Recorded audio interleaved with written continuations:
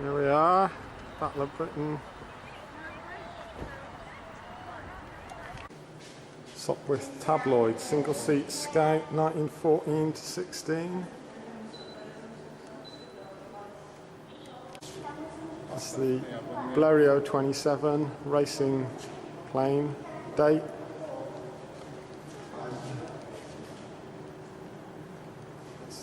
At the top, 1911 to 14. That's Captain Triggers' BE2. That's the BE2B, light bomber. And that's the 1.5 strutter. I can remember him from last time. Sopwith 1.5 strutter. What's this? Albatross D5. German Albatross D5. That's the gun bus, isn't it? Vickers gun bus. What's it say? FB5. Huh? FB5. FB5. Gun bus, isn't it? That's the Cauldron.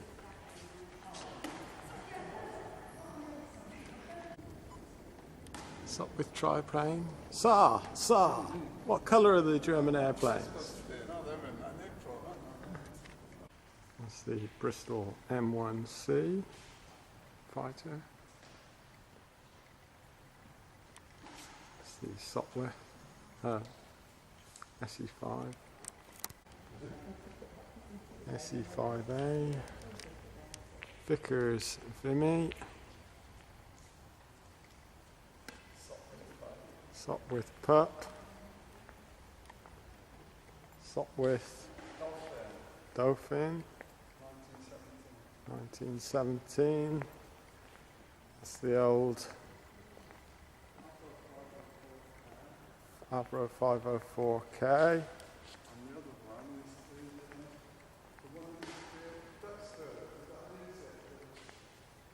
DH. Oh. RE8. RE8. Used to be that fatty bird from Sloan.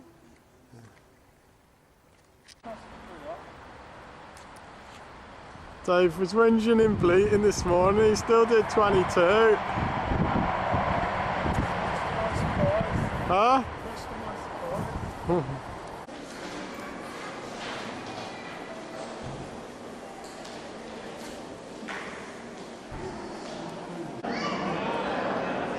Louis Blériot. Got the airship up there.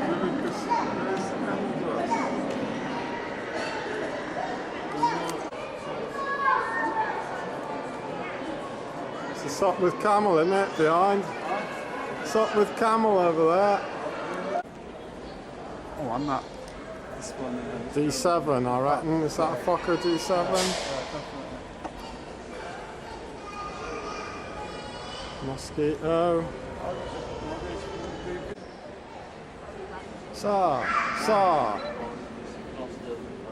Primarily, what colour are the German aircraft?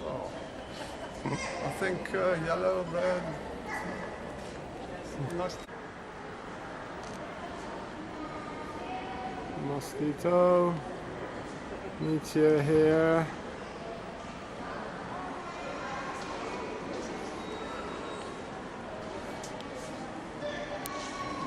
This line looks quite nice with Donald Duck. Donald Duck.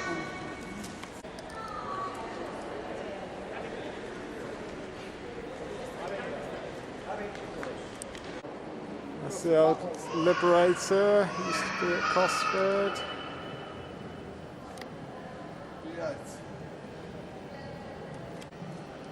There's the big boy. Well, of course it's that.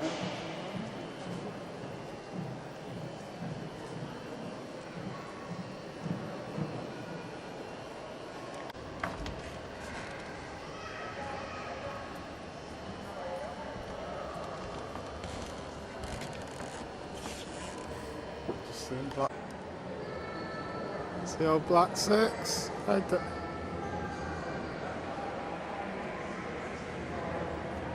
Should we head right? That's the FE2B. Rising across for the 109 with the B17 behind. the fairy battle. That's what old Richard Shuttleworth got killed in the man. I remember they attacked that bridge. Yeah, where we went up by that castle. It's the Halifax. They haven't got any of them, have they? No, they got that mock-up one at Reption. Something in the back of the old Halifax. Tornado, Buccaneer, Grand Slam.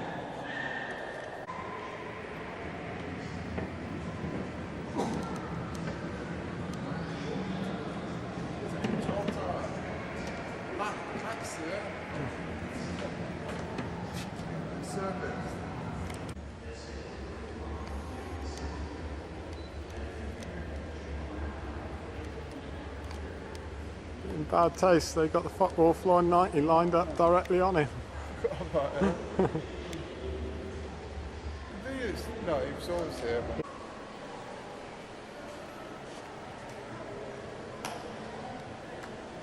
Salamander, isn't it? Uncle 162.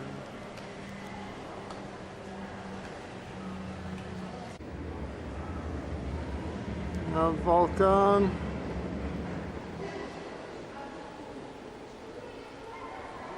And there's his bomb load underneath.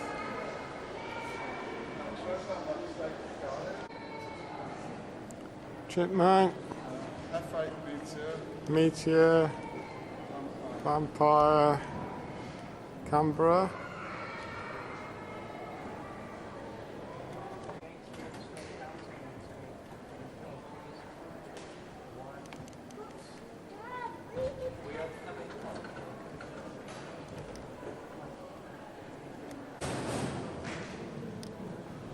York. Put York through. Oster at the top. Hunter. Tempest. Airship in the roof.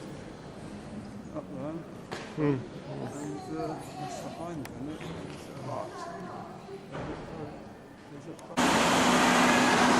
This side then.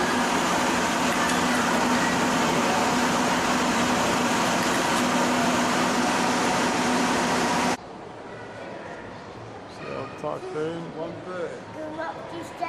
No, don't have that. You can go through here. That's the one Lucy used to like, the old bow fighter.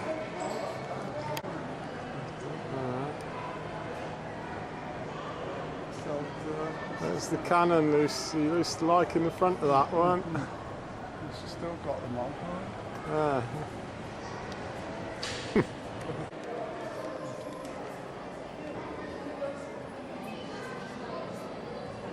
Typhoon.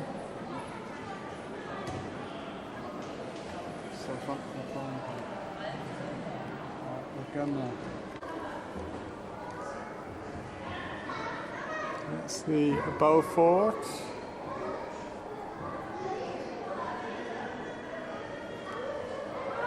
Back of the bow fighter. Southampton 125. Lockheed Hudson. And Supermarine Stranraer. Just got the news from Park Run, 23rd, 24, 23, 43, yeah. I was 15th. Yeah. But I don't know. I'm not saying anything. But I don't reckon it'll be any slower than that, if it is. It's the old flying boat. I'm still here.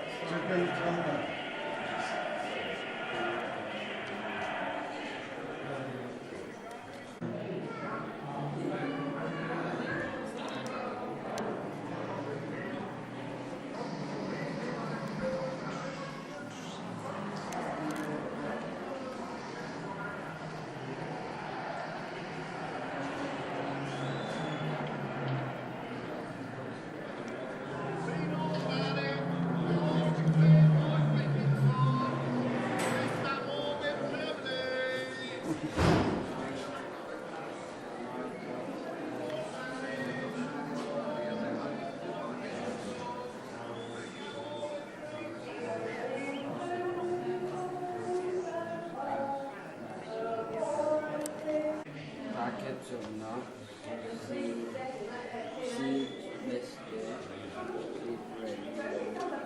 1925. That's when the hologram. Falling through that pokey little door, and then you get onto the boat without falling into all the water that collects at the bottom. Ever to rage across this planet began. Less than 9 months later, Germany was on the very brink of victory, and World War II was nearly over. Well-trained, fully equipped, and highly motivated, the German military machine rolled over mainland Europe. Poland, Denmark, Norway, the Low Countries, and France all fell. The world held its breath.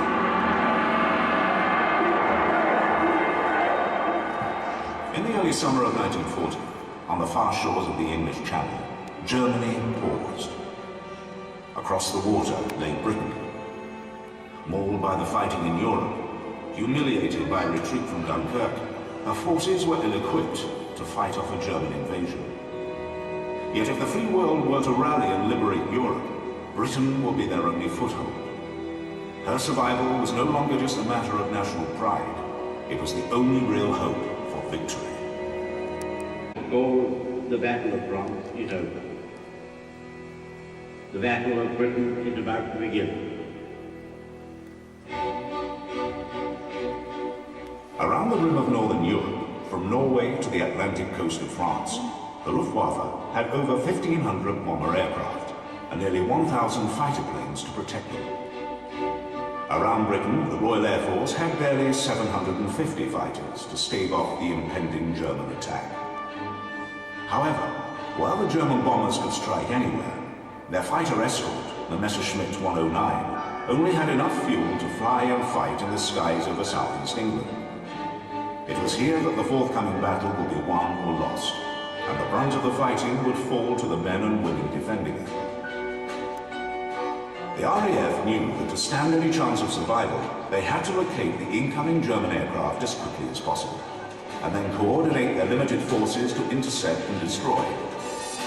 If they could just hold out until autumn, the failing weather and changing tides would make it impossible for the enemy to launch their invasion fleet, and Operation Sea Lion would have to be postponed.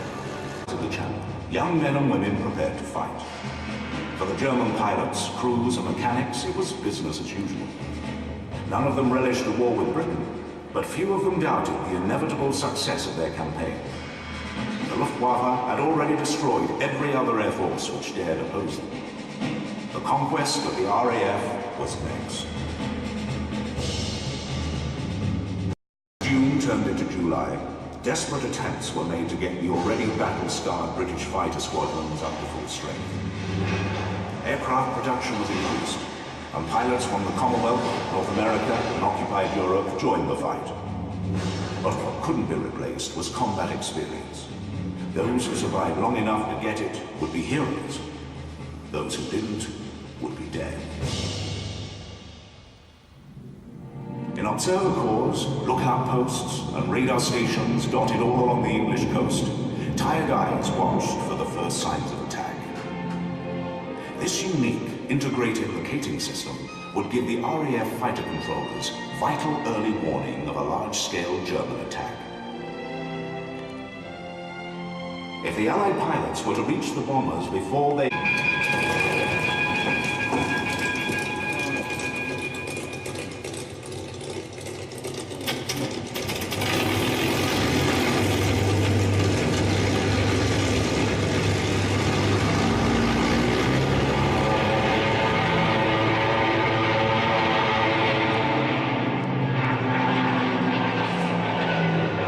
As any German hopes of negotiated peace finally disappeared, the Battle of Britain escalated rapidly.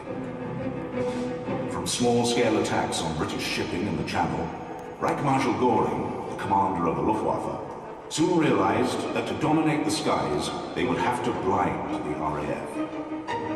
He ordered his dive bombers to destroy the radar stations. These early raids suffered dreadful German losses.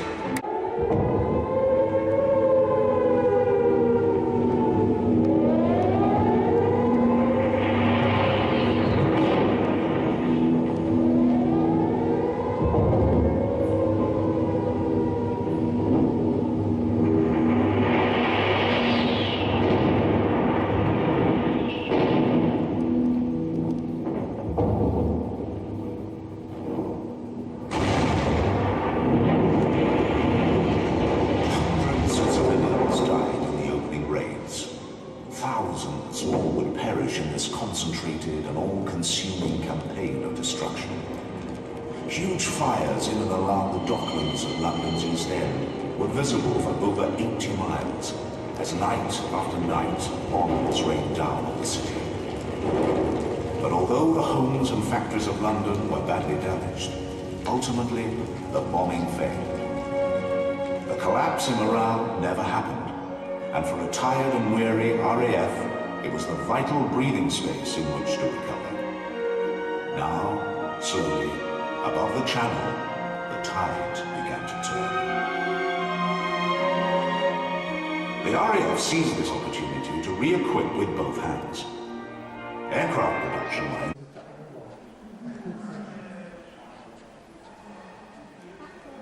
UXB.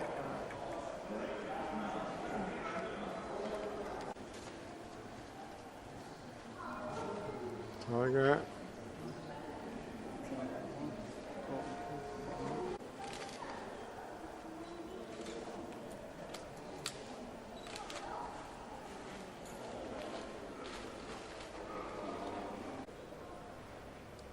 It's the Hurricane, the Spitfire, sorry.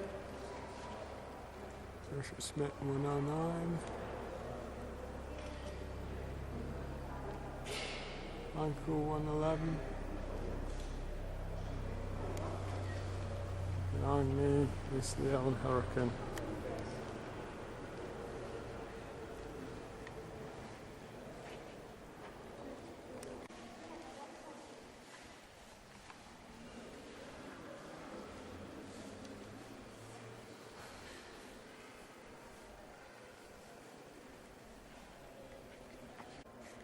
That's the JU-88.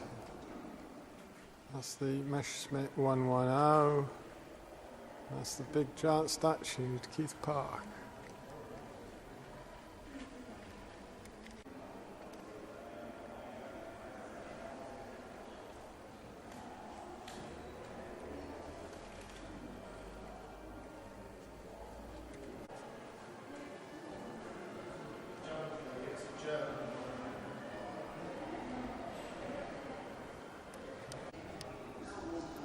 V2, motor launch, Dad's Big, Sunderland. There's the Lysander. Yeah. Remember Henry getting in the cabin of one of them and couldn't get him out.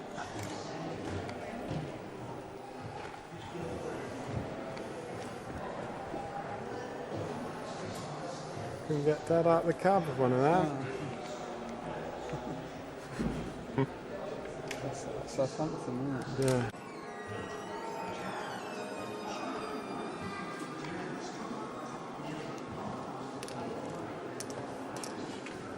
The old launch. Dave's going in. Alright. Oh. It's alright. So some home comforts were necessary, including a toilet. Go towards the rear of the aircraft, through the narrow doorway and down 2 steps. Lights it up. Again, we remind you to mind your head. Stop when you next hear my voice. In this forward section, underneath the gun turret at the front, is the bomb aimer's window. Further back, on both sides, you can see 4.303 caliber Browning machine guns. These were fired by the pilot, usually to keep enemy gunners' heads down. Between them, you can see the anchor with its chain and winch. Remember, flying boats operate from water, not land. Now walk to the rear of the aircraft. Mind your head as you go through the low doorway and up the staircase. In this area gently rises towards the tail of the aircraft. The figure you can see is the rear gunner, and behind him is the rear turret. Opposite the exit door is a small workbench and vise. This is in fact part of the standard fitting of the aircraft. There's the old Seagull or Walrus.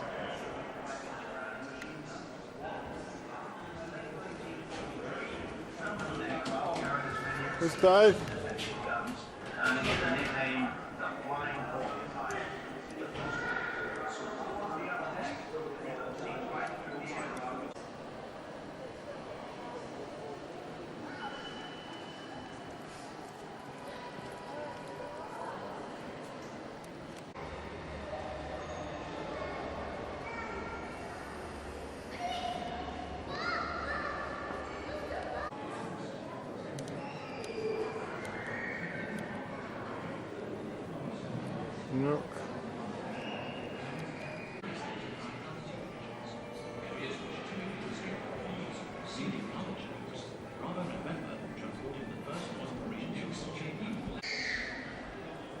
View of Lucy's favourite from the rear.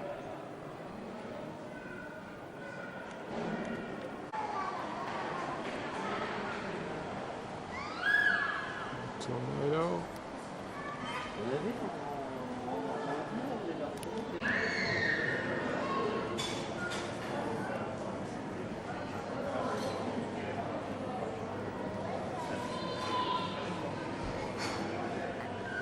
Phantom.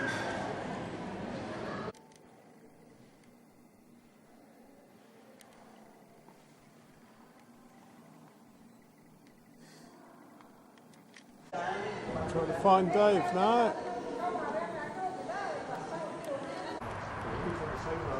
That's it then. In the museum.